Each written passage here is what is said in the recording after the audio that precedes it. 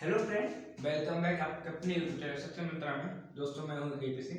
दोस्तों हम आपको पढ़ा रहे थे फिजिक्स में, हमारा बैच चल रहा था। तो आज हमारा फर्स्ट जो 12th क्लास से बेसिक जो थी उसका फर्स्ट पार्ट क्लियर हो चुका। सेकंड पार्ट जो है वो आज से स्टार्ट होगा।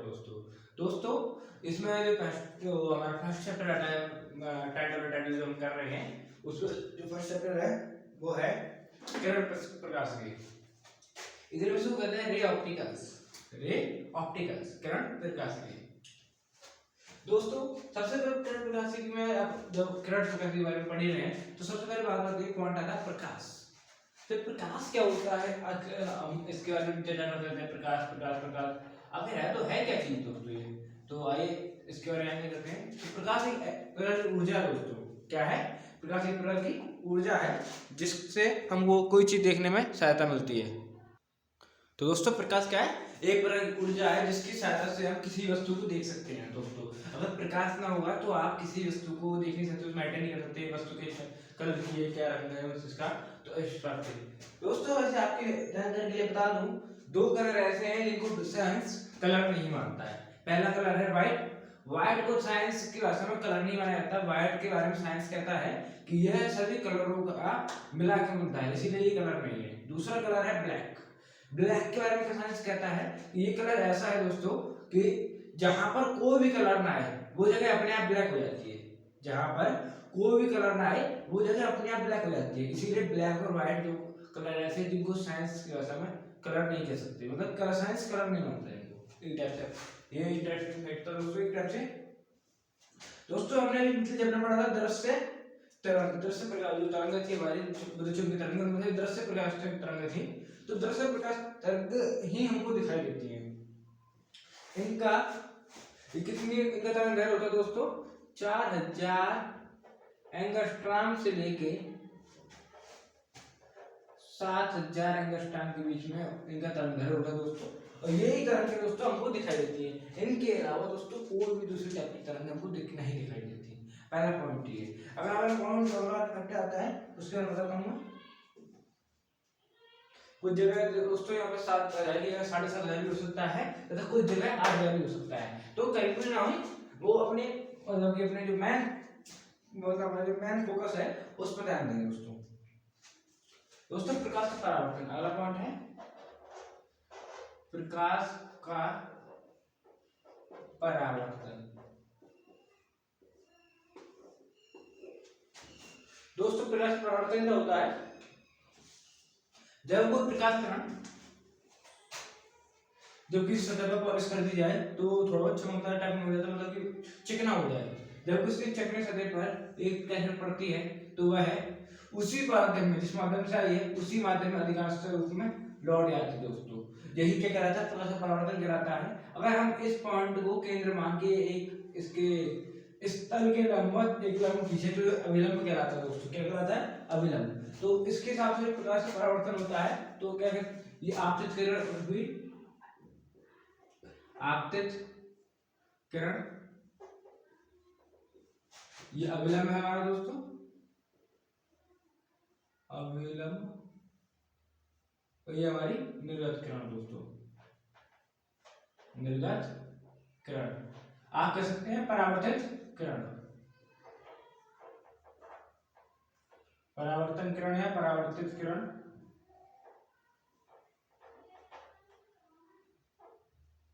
ये हम लोग ओ बिंदु वाले केंद्र को हमेशा ओ से ज्यादा बन जाता है। तो इस कंडीशन क्या होगा दोस्तों कि आपतन कोण, ये जो कोण होता है अभिलंब से आपतित किरण कोण बनाती है उसको हम आपतन कोण आई के रूप में रिप्रेजेंट करते हैं दोस्तों। और ये परावर्तन कोण आर होता है। तो आपतन कोण जो परावर्तन का नियम है दोस्तों, अगर हम करते हैं परावर्तन का नियम, तो परावर्तन के नियम के अनुसार परावर्तन का नियम क्या कहता है? आपतित किरण, अभिलंब तथा निर्गत किरण तीनों ही एक ही तल में स्थित होते हैं। पहला नियम भी कहता है। दूसरा नियम क्या कहता है दोस्तों?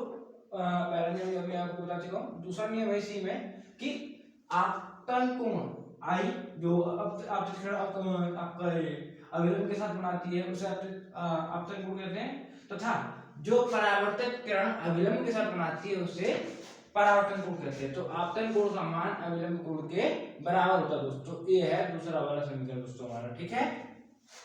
और इसमें अगला जो पॉइंट आता है दोस्तों वो है दर्पण। दर्पण क्या है? एक ऐसा पॉलिश या फिर एक एक्सेप्ट करिए, एक ऐसा पृष्ठ, एक ऐसा चमकदार पृष्ठ जिसके जिससे अधिकांश प्रकाश परावर्तन हो जाए वो पृष्ठ कहलाता है दोस्तों, दर्पण कहलाता है। हमारा दर्पण क्या कहलाता है? एक ऐसा पृष्ठ जो जिससे अधिकांश प्रकाश परावर्तन हो जाए दोस्तों, ठीक है। अगला पॉइंट है दोस्तों समतल दर्पण से परावर्तन। समतल दर्पण से परावर्तन, समतल दर्पण क्या होता है पहले आपको बता दो। एक ऐसा पृष्ठ जिसका प्रत्येक बिंदु में लंबाई चौड़ाई कोई फर्क नहीं आता, मतलब कि इतना वो एकदम प्लेन होता है, उसको हम समतल दर्पण कहते हैं दोस्तों। और इससे परावर्तन कैसे होता है? जैसे कि हमारा ये वाला पृष्ठ है, ये वाला आप इस तरह को मान सकते हैं। अभी यहां से अगर ऐसे कोई लाइन खींचे तो एकदम समतल दर्पण होगा। यही हमने समतल दर्पण के लिए बनाया था, जो परावर्तन पृष्ठ बनाया था, यही हमारा समतल दर्पण परावर्तन पृष्ठ था, जिसमें जो कंडीशन है वो टोटली समतल दर्पण के लिए परावर्तन वो कंडीशन यहाँ पे दिखाई दे रही है दोस्तों, ठीक है। इसमें अगला पॉइंट है दोस्तों हमारा कि इस जो समतल दर्पण से परावर्तन होता है इसमें कौन कौन सी चीजें होती हैं। तो पहला कंडीशन क्या आ रही है कि जितनी वस्तु की ऊंचाई होगी या वस्तु की लंबाई कह सकते हैं उतनी ही प्रतिबिंब की लंबाई होगी, पहला पॉइंट। दूसरा पॉइंट, जितनी दूर वस्तु रखी होगी उतनी ही दूर उसका वस्तु का प्रतिबिंब बनेगा, ठीक है दोस्तों। और उसमें जो लास्ट में तीसरा प्रतिबिंब, तीसरा वो आता है उसको कहते हैं प्रतिबिंब दोस्तों आभासी बनेगा, सीधा बनेगा और अपार्श्विक रूप से उत्क्रमणीय बनेगा। आभासी बनेगा और सीधा बनेगा दोस्तों। प्रतिबिंब दोस्तों वास्तविक नहीं होगा, आभासी होगा, ये बात हमको स्टूडियो याद रखिए। ये समतल दर्पण के लिए हमारी कंडीशन है दोस्तों। अब दोस्तों एक बात है, समतल दर्पण से एक चीज, समतल दर्पण में अक्सर इस टाइप के सवाल आ जाते हैं, तो ये कई किताबों में नहीं है। अगर समतल दर्पण, दो समतल दर्पण कुछ कोण पर रखे हुए हों, दो समतल दर्पण, ये वाला पॉइंट है, दो समतल दर्पण थीटा कोण पे झुके मान लीजिए, थीटा कोण पर झुके हैं, तो इस कंडीशन में क्या होता है? कंडीशन देखिए, हमारे यहाँ पे क्या है, दो समतल दर्पण थीटा कोण पर झुके हैं, तो अगर उसमें जो फिर जो प्रतिबिंब बन रहा है, हमने माना ये इनके जो थीटा कोण पर झुके हैं इसमें बनने वाले प्रतिबिंब की संख्या n मान ली हमने। बनने वाले प्रतिबिंब की संख्या कितनी मान ली दोस्तों? n मान ली। तो n का मान किस फॉर्मूले से निकलता है वो आपको बताता हूँ दोस्तों। n बराबर एक हो गया, सॉरी इसे मैं चेंज करता हूँ, ये मोस्ट इफेक्टिव होगा। n बराबर 360 degree upon theta, 360 degree upon theta, n का मान इससे निकल जाता है। तो अगर दोस्तों क्यों, अगर दोस्तों ये हमारा n, अगर ये जो है 360 डिग्री अपॉन थीटा विषम है तो उसके लिए ये कंडीशन रहेगी। और n बराबर दोस्तों दूसरी कंडीशन है 360 degree theta minus 1, 360 degree upon theta minus 1। ये कौन सी कंडीशन है? पहली कंडीशन में तो आप समझ चुके होंगे, दूसरी वाली सम होगी। अगर 360 अपॉन थीटा सम है,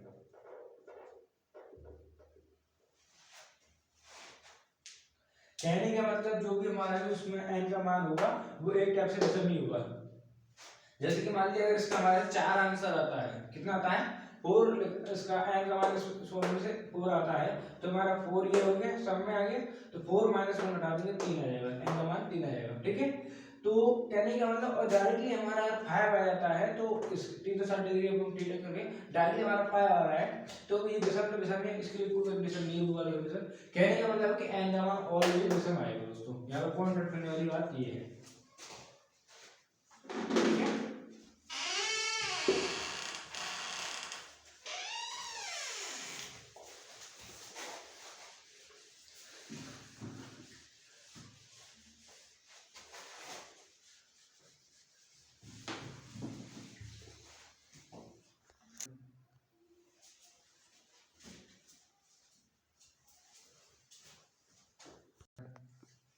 दोस्तों इसमें जो होने वाला है वो हमारा पॉइंट आ रहा है, वो देखिए क्या ये है कि कोई गोली सतह है। अगर समतल सतह है बोले जी समतल दर्पण बन गया, कोई गोली सतह आ रही है उससे परावर्तन की कंडीशन क्या बनेगी उसके लिए देखिए, गोलीय सतह से परावर्तन, ठीक है।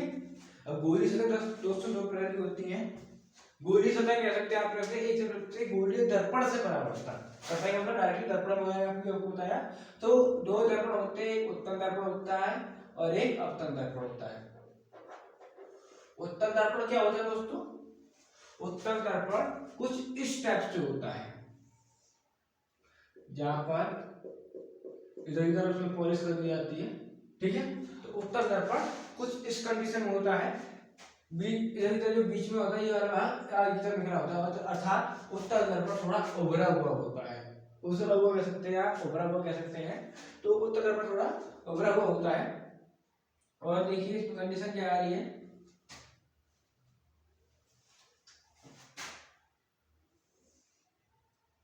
ये बिंदु P है हमारा, यहाँ पर F और यहाँ पर C मान लो वक्रता खंड, तो M1 M2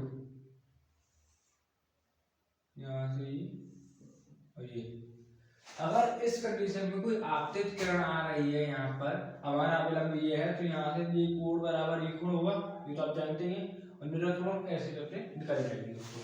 तो ये है उत्तल दर्पण के लिए हमारी कंडीशन, जहाँ पर इसको मुख्य अक्ष कहते हैं और ये जो सी पॉइंट है इसको दर्पण का मुख्य अक्ष कहते हैं, तो दर्पण का एफ पॉइंट को इसको फोकस दूरी कहते हैं, और बी दर्पण का ध्रुव है दोस्तों।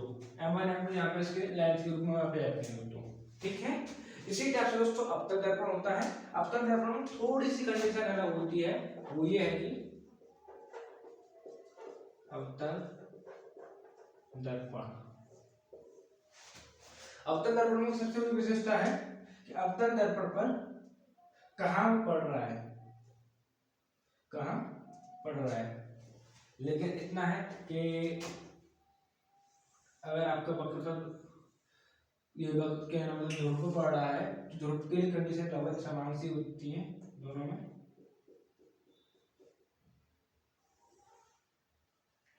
अवतल दर्पण के लिए F इधर की तरफ होता है, C इधर की तरफ होता है, अर्थात ये दोनों पॉइंट ऐसी तरफ उठा के यहाँ पर दिए जाते हैं। और दूसरी कंडीशन क्या है कि मान लीजिए, सॉरी थोड़ा टेढ़ा हो गया,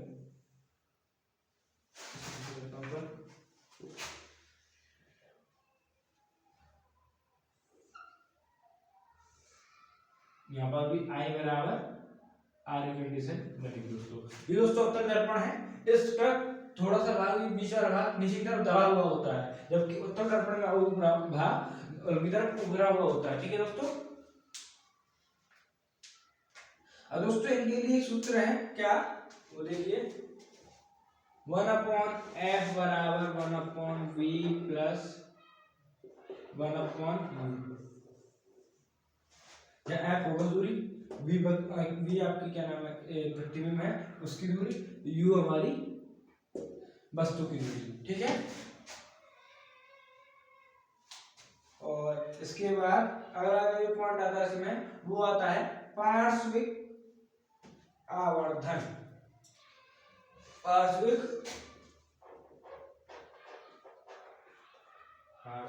आवर्धन,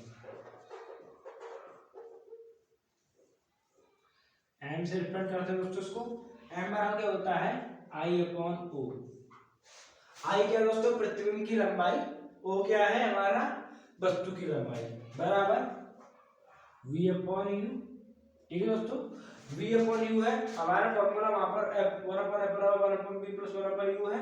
आप V और U को क्रमशः बारी बारी से हमारे इसमें रखेंगे तो फॉर्मूला थोड़ा बदल जाता है, और फॉर्मूला आता है दोस्तों फिर हमारे यहाँ पर चेंज होकर F/F-U और F-V/F,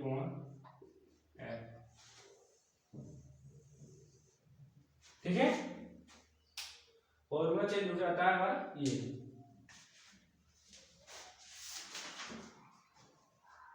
और दोस्तों लास्ट पॉइंट मैं आपको बता देता हूं, देखिए वो मैं अगले पेज पे बताता हूं, पहले इसको बड़ा कर देता हूं, लास्ट में तो ये कंडीशन बात है। लास्ट करने का मतलब नेक्स्ट।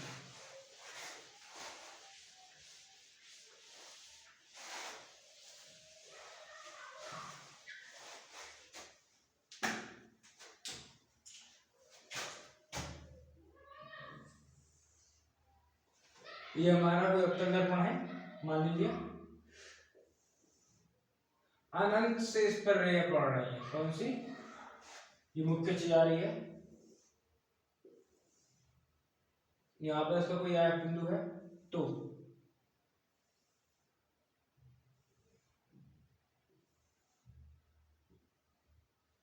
जब अनंत से किसी अवतल दर्पण पर रे पड़ती है दोस्तों, तो उस कंडीशन में क्या होता है कि ये पृष्ठ से परावर्तन होकर फोकस में मिलती है और इसका जो प्रतिबिंब होता है वो है पर बनता है दोस्तों। इसी प्रकार दोस्तों उत्तल दर्पण के में होता है, तो उत्तल दर्पण के में यहाँ पर इसका प्रतिबिंब इधर की तरफ बनता है, इधर बनता है, इस वाले में थोड़ा उधर की तरफ बनता है। एक तरफ आपको ये बना के दिखा देता हूँ मैं,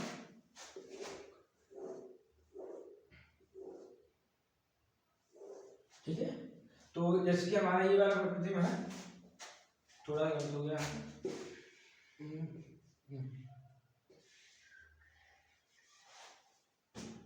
तो इस कंडीशन में यहाँ पर उसका ऐप होता है, हम जानते हैं उत्तल नक्शा की तरफ उत्तल दर्पण का ऐप हमेशा इधर की तरफ होता है और अवतल दर्पण का ऐप इधर की तरफ होता है। सी इसका अलावा यहाँ के आसपास होगा, जबकि सी इसका अलावा यहाँ के आसपास होगा। तो ये इस कंडीशन में ऐप से दूर जाती हुई दिखाई देती है। इसकी जो आपकी ये क्या नाम किरणें हैं, ये ऐप से दूर जाती हुई दिखाई देती है दोस्तों।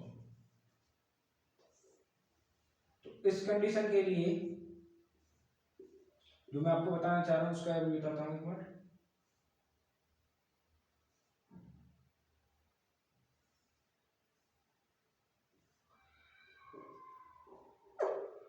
तो मेरे यहाँ बताने का मकसद क्या है, इधर की तरफ चित्र बन रहा है इसमें, जबकि इसमें इधर की तरफ बन रहा है, लेकिन जो रियल इसमें जो रियल बन रहा है, क्योंकि हम जानते हैं कि ऐसे जाके मिलेंगी, बट इसमें रियल नहीं, क्योंकि यहाँ पर हमारी किरणें ऊपर की तरफ फैल रही हैं। बट अगर हम उनको पीछे की तरफ ले जाएं तो ये यहाँ पर इसके फोकस पे जाके चित्र बनाते हैं दोस्तों। तो यहाँ पर जो चित्र बना रही हैं इसके हिसाब से अगर आप देखेंगे, क्या यहाँ पर जो चित्र बना रही है इसके हिसाब से अगर आप देखेंगे तो अनंत से आती हुई प्रकाश वाले फोकस पे वो चित्र बनाती है, ठीक है। पहला पॉइंट आपको ये मिला।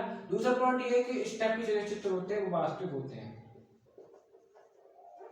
और इस टाइप के चित्र जो होते हैं वो आभासी होते हैं। अब आपको ये न्यूमेरिकल वगैरह होते हैं उनके लिए चित्र पर पढ़ देता हूं। तो सबसे सिंपल भाषा में कहिए, जो इससे ऊपर इस मुख्य अक्षर होती है, मुख्य अक्ष, ये मुख्य अक्षर, ये मुख्य अक्षर, तो मुख्य अक्ष से ऊपर की ओर, मुख्य अक्ष से ऊपर की ओर प्लस साइन आएगा, पहला पॉइंट।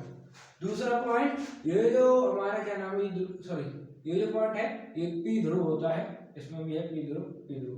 तो पी ध्रुव का जो है पी ध्रुव से इधर की तरफ की, मतलब कि दूसरी तरफ की, जहां से रे आ रही है उस तरफ की नहीं, दूसरी तरफ की जो हमारा जो क्षेत्रफल होता है, कहने वाला इसमें ये है और इसके अलावा इसमें ये है, तो इधर की तरफ जो पॉइंट होंगे वो प्लस में होंगे दोस्तों। कैसे होंगे? प्लस में। मुख्य अक्ष से ऊपर की ओर तथा पी ध्रुव से इधर की ओर तथा निर्गत किरण की ओर, जहाँ पे जैसे निर्गत किरण आभासी हो उस टाइप से कह सकते हैं आप। यहाँ पर आपतित किरण होती है उनके आप कह सकते हैं विपरीत क्रम में अर्थात विपरीत दिशा में, ये दोनों पॉजिटिव होंगे। बाकी इसमें इधर आएगा तो नेगेटिव मान, और नीचे की तरफ आएगा तो नेगेटिव, और इस डायरेक्शन में आएगा तो नेगेटिव, ठीक है दोस्तों। उत्तल दर्पण द्वारा प्रतिबिंब का बनना, ये सब तो आप पढ़ चुके हैं, बस पढ़ते जा रहे हैं ऐसे ही, तो इसमें वो बनाने की फायदा नहीं। डायरेक्ट अगले पॉइंट पे चलता हूं।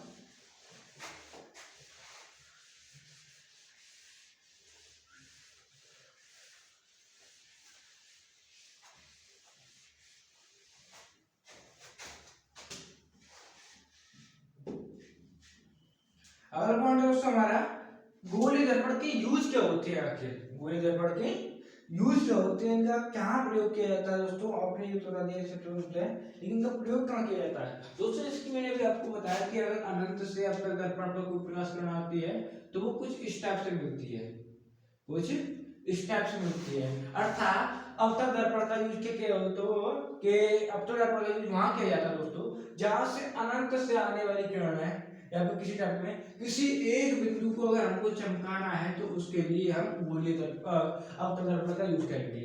वहीं पर दोस्तों हमने देखा कि अब क्या नाम जो हमारा उत्तल दर्पण था, उत्तल दर्पण था वो किरणों को फैला रहा था, अर्थात किरणों को फैला रहा था, कहने वाला किरणों को बड़ा कर रहा था दोस्तों। जब बड़ा कर रहा था तो इतने छोटे से क्षेत्रफल में हमको बहुत इधर की तरफ इतना बड़ा एरिया दिखाई दे जाएगा, इसीलिए जो कार बस वगैरह होती है उनके साइड में अवतल दर्पण का यूज किया जाता है दोस्तों। ठीक है, ये दो यूज बहुत इंपॉर्टेंट है आपके साथ मैंने आपको बता दिया। अगला पॉइंट आता है दोस्तों इसमें प्रकाश का अपवर्तन। प्रकाश का परावर्तन हमने पढ़ लिया है, प्रकाश का अपवर्तन पढ़ लिया है। ये देखिए ये क्या होता है,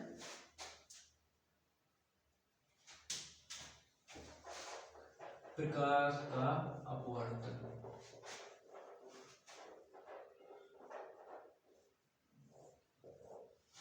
जब कोई प्रकाश किरण किसी पर एक माध्यम से किसी दूसरे माध्यम में जाती है तो वह अपने मार्ग से विचलित हो जाती है, ये घटना प्रकाश अपवर्तन कहलाती है। ये मैं आपको एक डायग्राम के थ्रू बताऊंगा।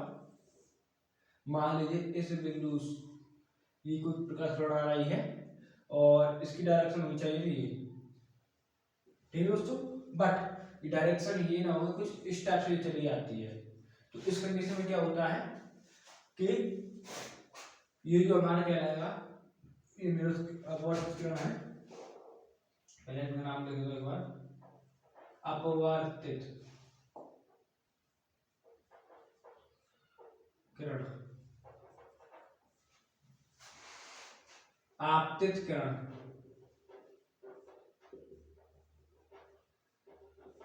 ठीक है दोस्तों, तो ये जो कंडीशन कहलाती है, घटना कहलाती है, ये घटना हमारी कहलाती है प्रकाश का अपवर्तन। अर्थात किसी बिंदु विशेष से वो अपने दूसरे माध्यम में जाती है, जब प्रकाश एक माध्यम से दूसरे माध्यम में जाती है तो अपने मार्ग में विचलित हो जाती है। यही कंडीशन जो आपकी घटना होती है ये क्या कहलाती है, प्रकाश का अपवर्तन। इस घटना में क्या होता है दोस्तों, ये मान लीजिए हमारे ठीक कोण है तो इसको हम आई मानते हैं, यहाँ से इस वाले कोण को यहाँ से लेके यहाँ तक इसको हम आर मानते हैं दोस्तों।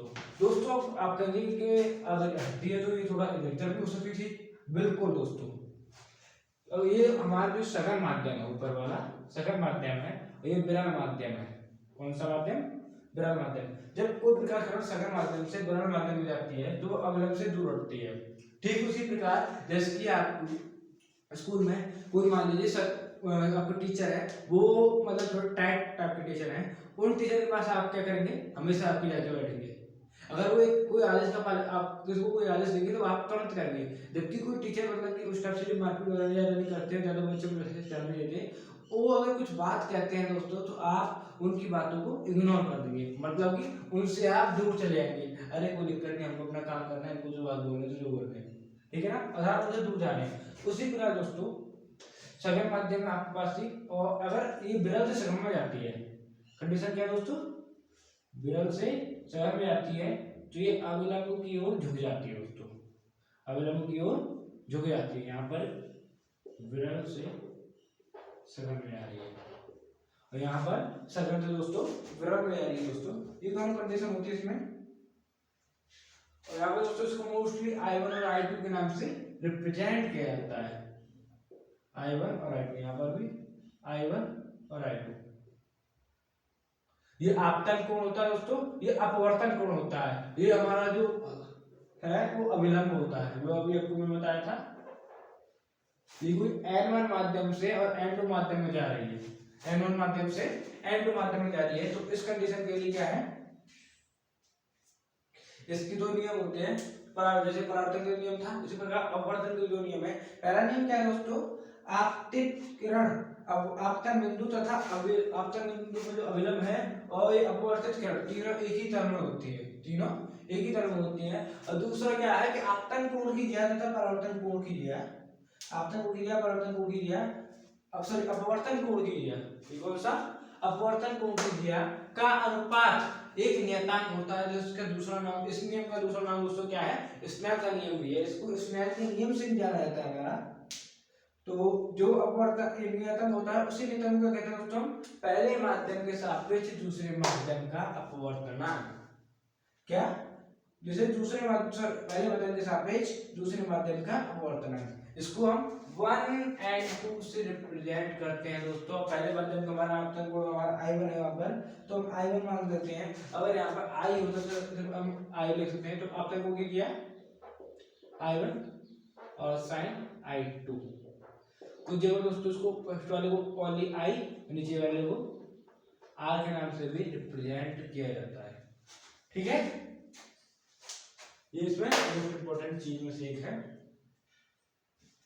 इसका जो अगला पॉइंट है दोस्तों वो यह है कि देखिए कि दोनों माध्यम को दोस्तों अगर हमको पहले माध्यम दूसरे माध्यम के रूप में दिया गया है तो उसके रूप में कैसे रिप्रेजेंट करेंगे, आइए वो देखते हैं। तो 1 और 2 बराबर होता है दोस्तों n2 अपॉन n1। ठीक है, पहला पॉइंट। दूसरा पॉइंट दोस्तों इसमें जो अगला वाला पॉइंट आता है वो यह है कि दोस्तों क्या है कि आप अपवर्तनांक का प्रकाश की चाल से क्या संबंध होता है। जो अपवर्तनांक होता है दोस्तों, ये हमारा अपवर्तनांक है, इसका प्रकाश की चाल से क्या संबंध है। अपवर्तनांक व प्रकाश की चाल।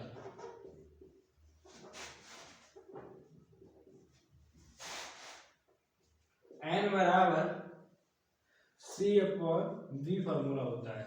n बराबर c अपॉन v फॉर्मूला होता है दोस्तों। लेकिन क्या दोस्तों, लेकिन में क्या है, अगर दोस्तों अगर हम अगली बार कुछ बात पूछें, लेकिन कुछ नहीं, ये वाला फॉर्मूला सही है।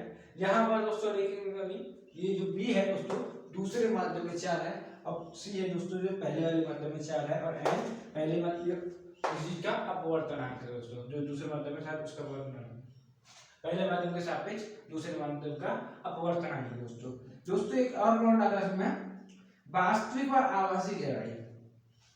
वास्तविक और आभासी गहराई, अगर दोस्तों आप किसी गिलास में क्या पानी रखते हैं दोस्तों, क्या रखते हैं, पानी रखते हैं, एक मिनट,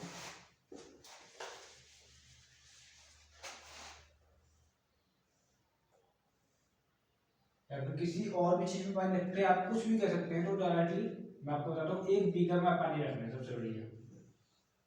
अगर आप किसी बीकर में पानी भर के रख दिए हैं और उसमें एक पेंसिल डालते हैं, क्या डालते हैं, पेंसिल डालते हैं, तो वो तो उस कंडीशन में क्या होगा, आप देखेंगे कि पेंसिल अपने जो स्थान होता है, बीकर में तो पेंसिल दोस्तों यहाँ पर रखी हुई है, इस कंडीशन के साथ जो हमारा आपको आर्टिफिशियल बना है यहाँ पे रखी हुई है, लेकिन पेंसिल हमको दिखाई देगी सिर्फ यहाँ तक।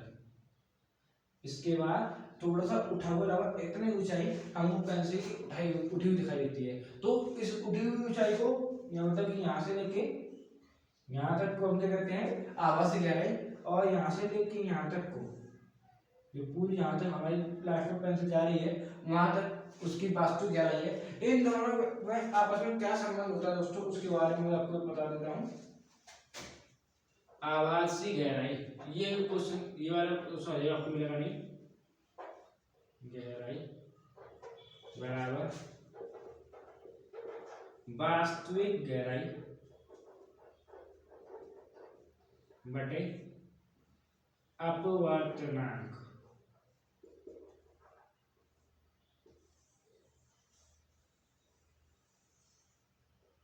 अपवर्तनांक दोस्तों, ठीक है।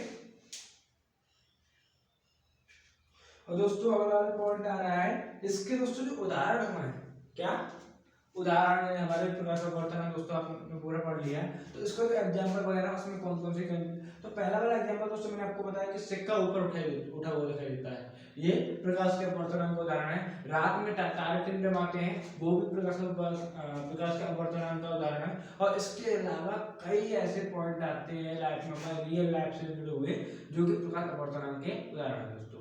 उम्मीद दोस्तों इसी के साथ मैं आज की वीडियो खत्म करता हूँ, और उम्मीद करता हूँ वीडियो आपको पसंद आई होगी। वीडियो पसंद आई हो तो लाइक करें, कमेंट करें, शेयर करें दोस्तों, चैनल को सब्सक्राइब करके बेल आइकन जरूर दबा दें। मिलते हैं